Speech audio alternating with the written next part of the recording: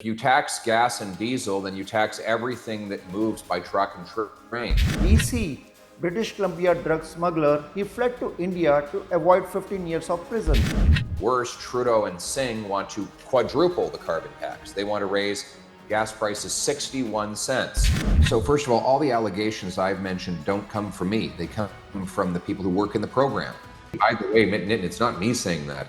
It's the whistleblowers who are involved in the program. Punjabi families who've lost kids, they send their son or daughter here and they come back in a body bag. That has to end, and I will end it.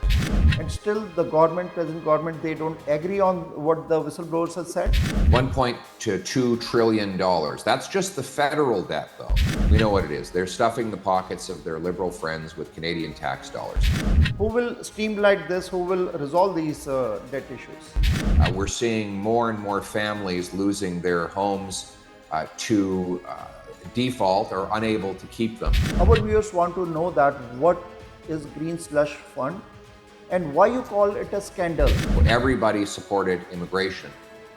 And then Justin Trudeau came along and ruined the system. So what is Canada's total debt as of today, as of now? For example, the chair of the fund directed money to her own company. We'll get rid of the $35 billion infrastructure bank that hasn't completed a single infrastructure project in 8 years.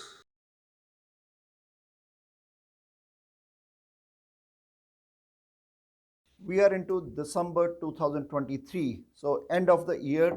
Once again, the leader of the opposition party, Mr. Pierre Poilievre, is with us. So we will talk about some concerned issues which Canadians are looking forward to the next year. So what are those? So first we welcome Mr. Poilievre. Mr. Poilievre, welcome to the show. Great to be with you, Nitin. Thank you. Mr. Poilievre, starting with the inflation, because the 23, we talked the inflation, either it's a mortgages, interest rate hike, the high cost of living, affordability, because affordability remained an issue across last couple of years. Last elections also, affordability was the issue. So now came the carbon tax. My question is carbon tax really the cause of the high inflation? Because we have heard that 33% hike in inflation is because of the carbon tax. Is that correct? And what is the bombshell testimony at Finance Committee by Bank of Canada?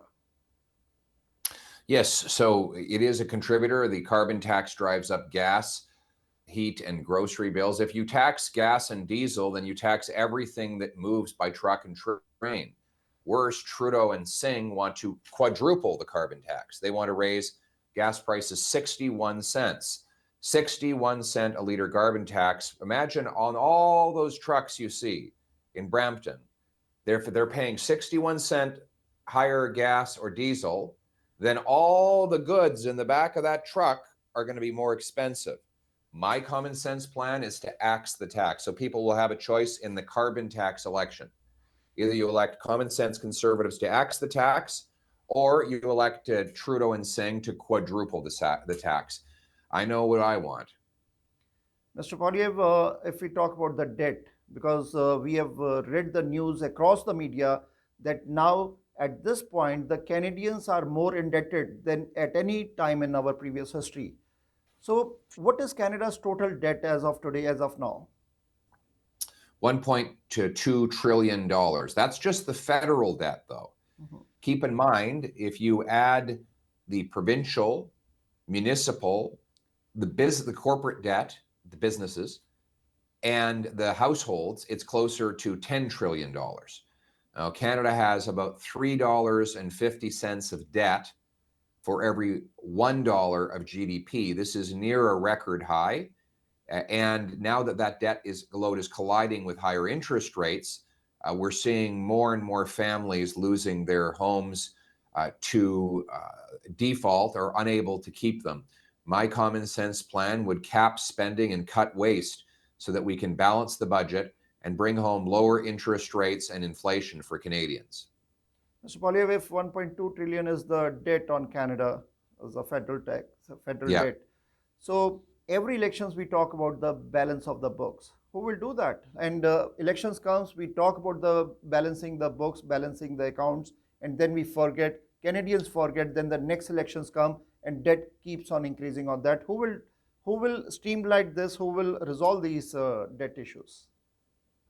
I will solve it with a common sense plan to cap spending with a dollar for dollar law that will require my government find $1 of savings for each new dollar of spending. We'll get rid of the $35 billion infrastructure bank that hasn't completed a single infrastructure project in 8 years. The $54 million ArriveCan app that didn't work and we didn't need and cost 1,000 times more than it needed to. I'll get rid of the $1 billion green tech fund that hasn't funded technology, but instead has funded the businesses of liberal and government insiders. I'll cut back on the $21 billion that Canada now spends, the federal government now spends on outside consultants, a nearly 100% increase in 8 years. I'll bring that work inside the bureaucracy so that we don't have to pay $2,000 a day in fees to high-priced individual consultants. By cutting the waste and capping spending, we can balance the budget and bring down inflation and interest rates.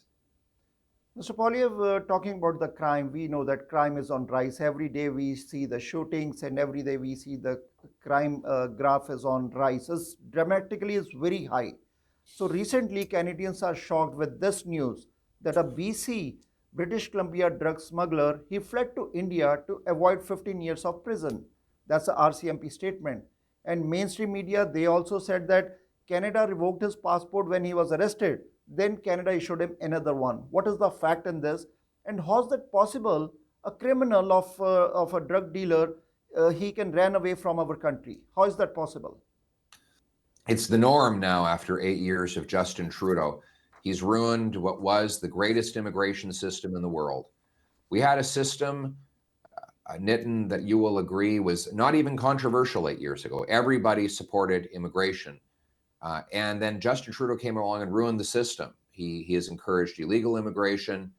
He has allowed shady consultants and phony colleges to rip off international students, exploit them, force them into black market work at below minimum wage pay, to join gangs and be sold into human trafficking, to live under bridges and on streets. It was never like this before Justin Trudeau.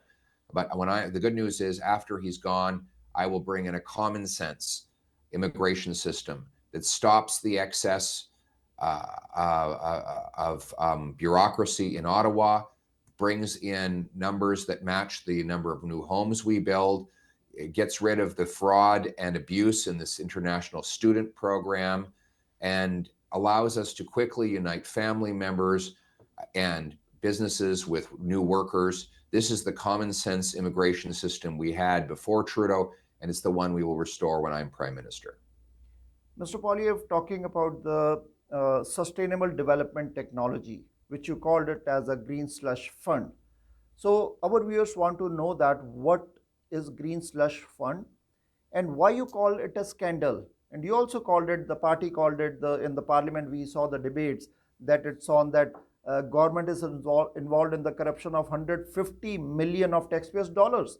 Do you have proof on that? And what came out from the whistleblower's testimony on these sustainable development technology?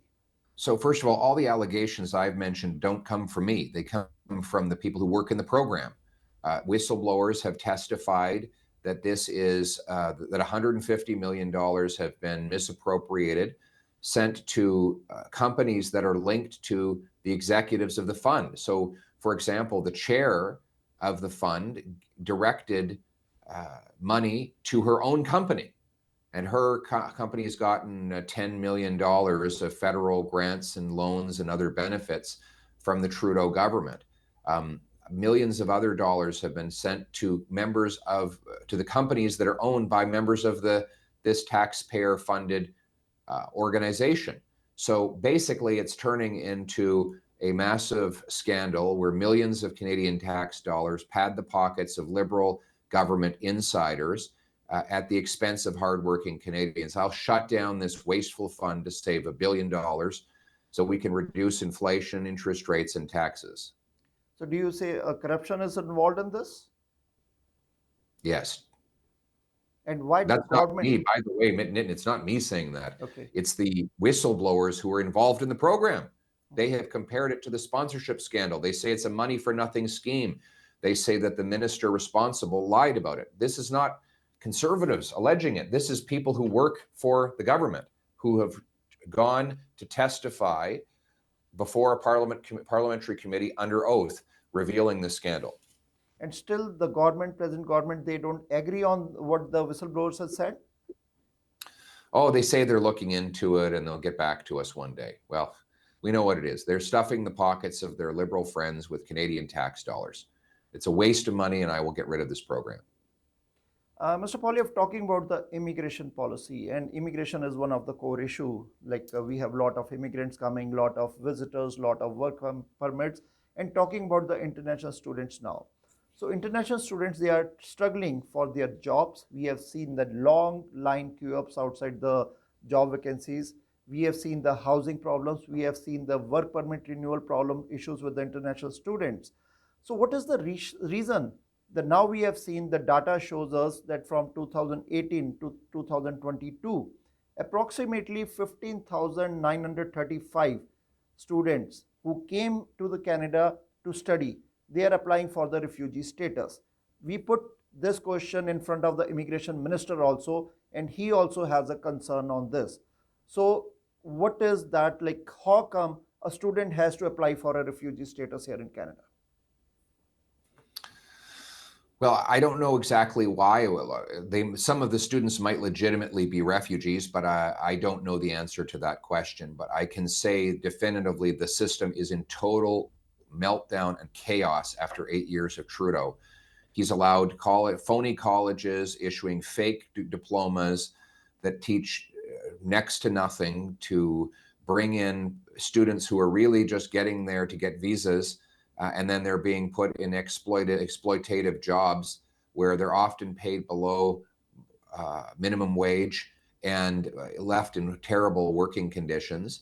So shady businesses, consultants, fake colleges are all making fortunes off of this fraudulent system. We need to get back to the common sense international student program we had 8 years ago that allows young people to come. Yes, of course, we want young people who are coming to get educated to arrive and hopefully even stay here. But it has to be by the law, real studying with above minimum wage pay for them when they work. And we need to protect them against human trafficking, gangsterism, and drugs, which are all real threats. And we're hearing great tragedies of Punjabi families who've lost kids. They send their son or daughter here, and they come back in a body bag. That has to end, and I will end it. Mr. Polyev, do you believe that the present government will act on these issues which we discussed on inflation or the immigration policy or the other issues, crime issue? So they will act on these issues before 2025 elections to save their reputation, to clean their image, and to do the damage control, because every Canadian is concerned about their public safety, about the high cost of living, about immigration, what is going on, about the everyday incidents which you see in Canada. Yes, I think Justin Trudeau will basically pretend that he's not doing these things anymore and in the hopes that he can win re-election and do them all over again. But let's be blunt. As long as we have Justin Trudeau as Prime Minister, housing costs will rise. The carbon tax will be quadrupled. The immigration system will be in total chaos. Crime will reign in our streets. He's breaking the Canada that we know and love, and there is no other way to fix it than to fire Justin Trudeau and replace him with a common sense conservative government that will free you to earn a powerful paycheck that buys affordable food, gas, and homes in safe neighborhoods. Mr. Polyev, what will be your final message to Canadians in this holiday season and the new year coming up? What is your final message? Well, given that it is Christmas time and I'm in a generous spirit, I want to highlight one of the projects my team has been working on, which is to get a direct flight from Toronto to Amritsar, also from Vancouver. That will allow Punjabi families to have a direct flight with a shorter travel time, less hassle, lower cost. It's common sense. Singapore, Malaysia, Italy, UK, Uzbekistan, UAE, they all have direct flights to Amritsar. Trudeau has failed to get one. I'll bring it home. Mr. Poilievre, thank you very much and wish you happy holidays. Thank you very much, Nitin, and to you and your family as well.